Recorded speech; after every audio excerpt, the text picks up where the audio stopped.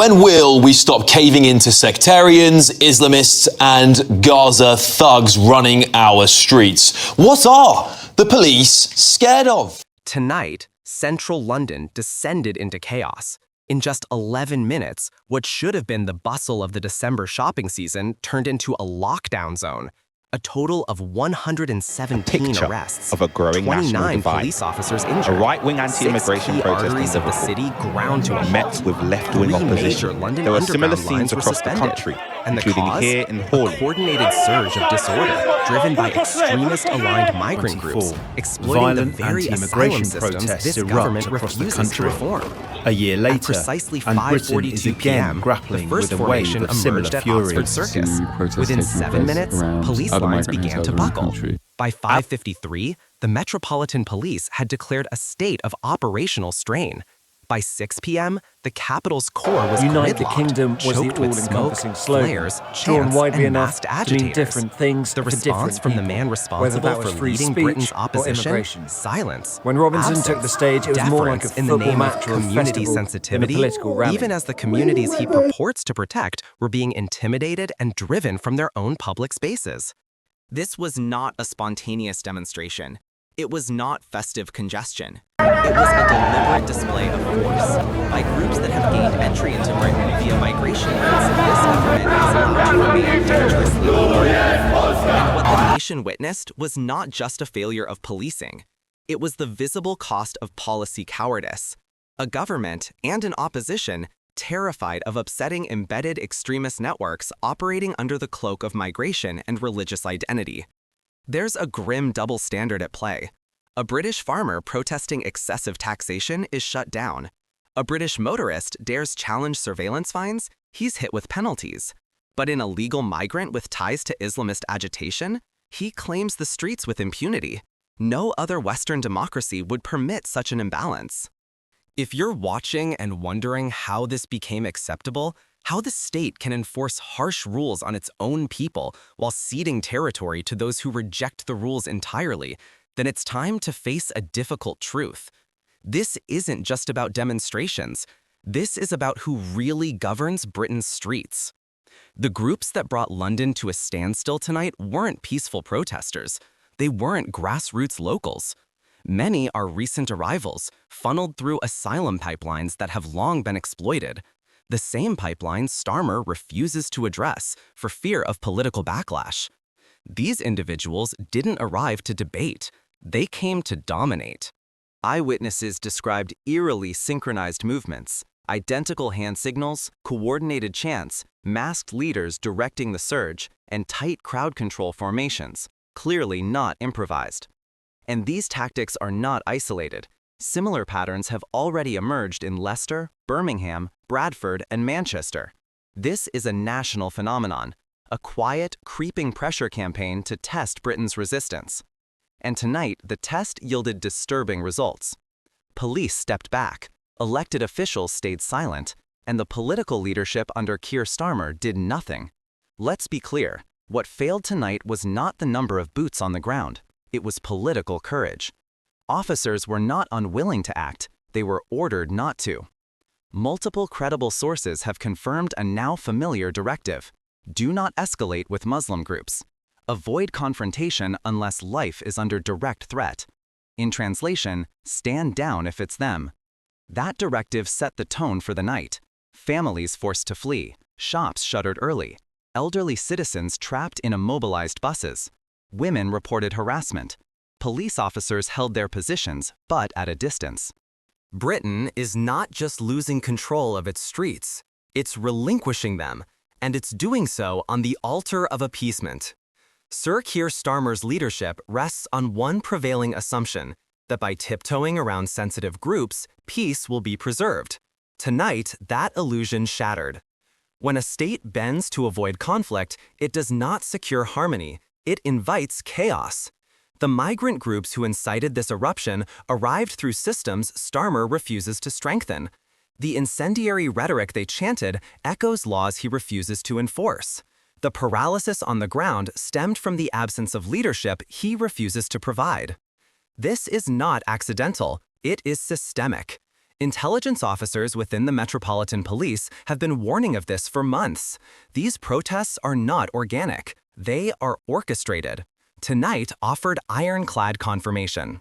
Footage across the Capitol revealed a blueprint in motion, repeated precisely. Migrant-led organizers guiding the flow, religious slogans tactically converted into political chants, covered faces dictating movement, strategic crowd clusters restricting police mobility. This was a script, one that's been rehearsed and replicated. These aren't community marches.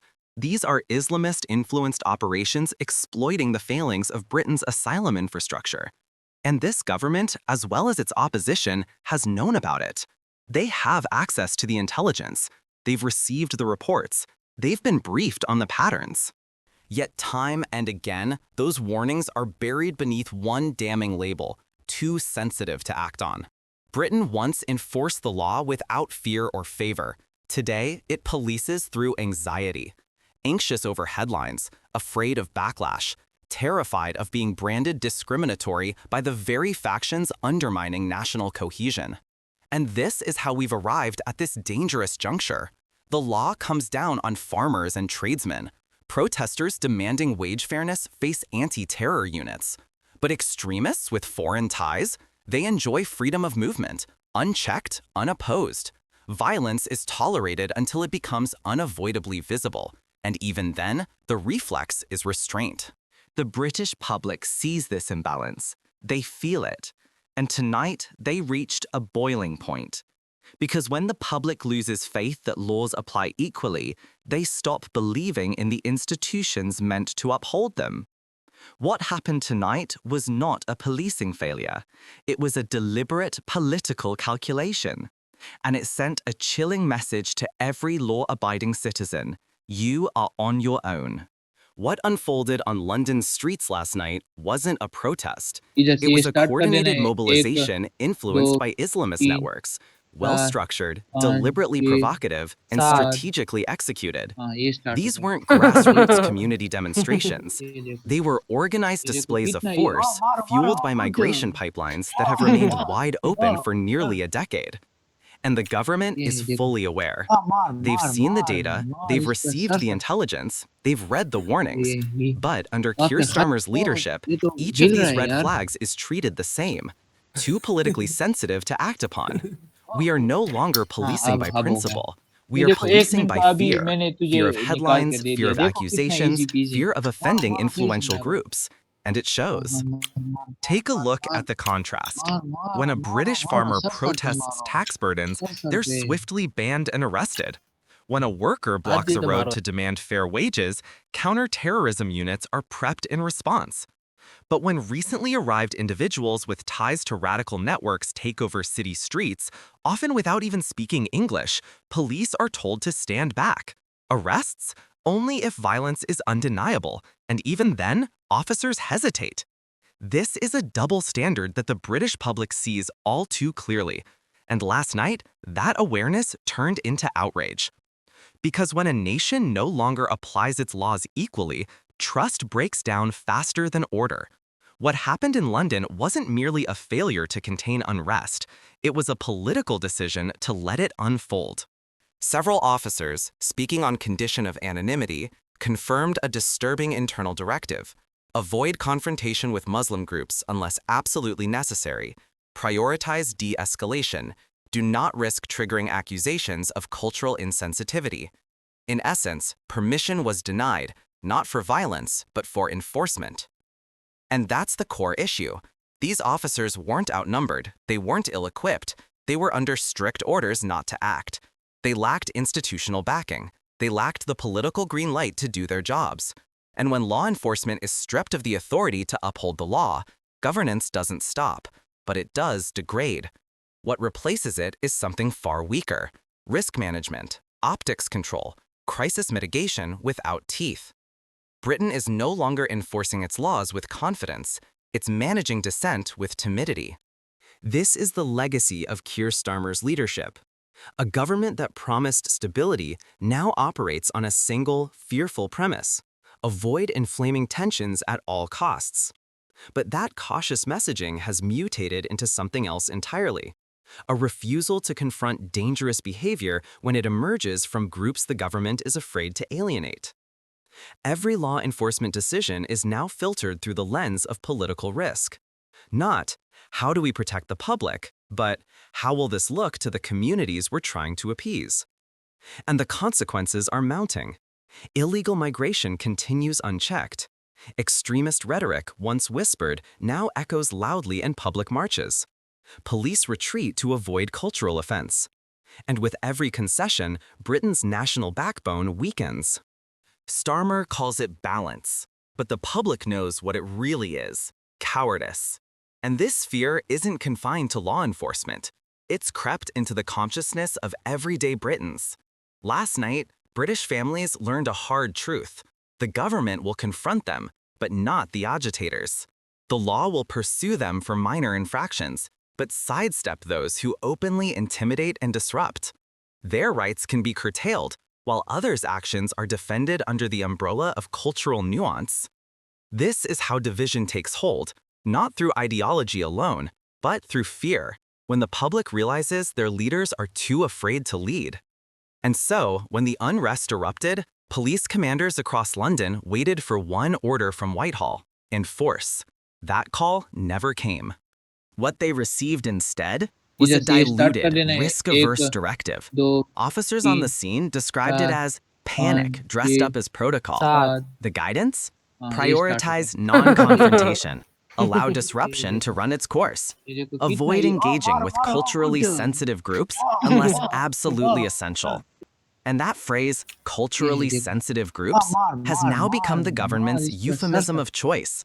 A soft label for blocks of extremist-leaning individuals who march masked, chant in foreign languages, and deliberately intimidate British citizens in their own capital. This isn't about free expression. It's about deliberate disruption, calculated escalation, and a government too paralyzed by the fear of backlash to act. The message this sends is crystal clear. Enforcement is conditional. The law applies selectively, and national security now takes a backseat to political correctness. When the government becomes more afraid of a hashtag than a riot, the consequences are not merely symbolic, they're operational. Officers hesitate, commanders stall, and the streets become arenas for unchecked radical influence. What we witnessed last night was not just a breakdown in policing, it was a breakdown in political courage. What happened in Whitehall last night wasn't due to a lack of resources. It was a calculated pause, driven not by operational limits, but by political fear. Fear of optics, fear of backlash, and most crucially, fear of being accused of Islamophobia. That's the uncomfortable truth insiders at the Home Office are now confirming. The frustration is mounting. Multiple sources within government circles describe a climate where every law enforcement decision is now filtered through public relations strategy. It no longer matters whether the crowd is violent, whether women are pushed, shops looted, or public transport brought to a standstill. What matters, it seems, is the narrative. Public perception has taken precedence over public safety, and this is where the danger lies.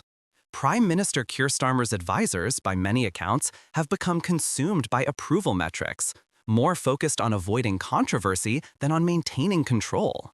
The result? A government paralyzed at the very moment firm leadership is most needed. London was not overrun last night because the police lacked power. It happened because those in charge feared a headline more than a riot. Britain has now become the first country in Europe where law enforcement hesitates, not due to numbers or logistics, but because political leadership fears trending hashtags more than public disorder. And this breakdown wasn't unforeseen. It was preceded by 6 separate intelligence briefings. Each one raised red flags: radicalized youth networks forming in encrypted chat groups, signs of coordinated planning for December disruptions, links to foreign-funded organizations, even evidence of extremist infiltration within asylum processing centers, all flagged, all marked for urgent political review. None of them acted upon. According to senior officials, Starmer personally overruled proposals for tighter controls, deeming them incompatible with the government's vision of community cohesion. That phrase, well-intentioned in theory, has now become the shield behind which dangerous inaction is allowed to flourish. Meanwhile, the reality on the ground tells a very different story. Shopkeepers assaulted, police injured, civilians warned to avoid parts of their own capital city. While chaos played out in real time, senior officials focused not on strategy or support, but on how to avoid community backlash. This is how authority erodes, not through a single dramatic event, but through a steady stream of political concessions. And the public felt it. White House can issue statements, Starmer can polish the language, but what Britain saw last night was a leadership more concerned with its own image than with the safety of its citizens. Had the rioters been pensioners protesting energy bills, truck drivers challenging road policies, farmers voicing economic grievances, the state's response would have been swift, forceful, and uncompromising. There would be no hesitation. But because the violence stemmed from groups linked to extremist-leaning migrants' actions, the response was muted, diluted, deferred. Whitehall's first instinct was not to secure London, but to protect its political image. And that is when governance ceases to serve the people and starts serving fear. What we witnessed last night wasn't just disorder, it was a reckoning. A clear reminder that the streets of Britain no longer belong solely to the citizens who built the country, paid its taxes, and abide by its laws. Increasingly, they are ceded to those whom the state refuses to confront out of fear of appearing intolerant. That is what unsettled so many last night. Not the scale of the unrest, but the silence from leadership. Whitehall fell quiet, the Metropolitan Police stalled, and once again, the government defaulted to its now familiar strategy, community sensitivity over national security. And so the message to the public was crystal clear. If you're a law-abiding Brit, don't expect protection. You're on your own. This is the true cost of appeasement. It's what happens when a government fears the reaction of extremist factions more than it fears the consequences of abandoning its core duty to protect its citizens. So now, the question is no longer rhetorical. It's one every citizen has a right to ask. Can this government still protect Britain? Or has last night made the answer painfully clear?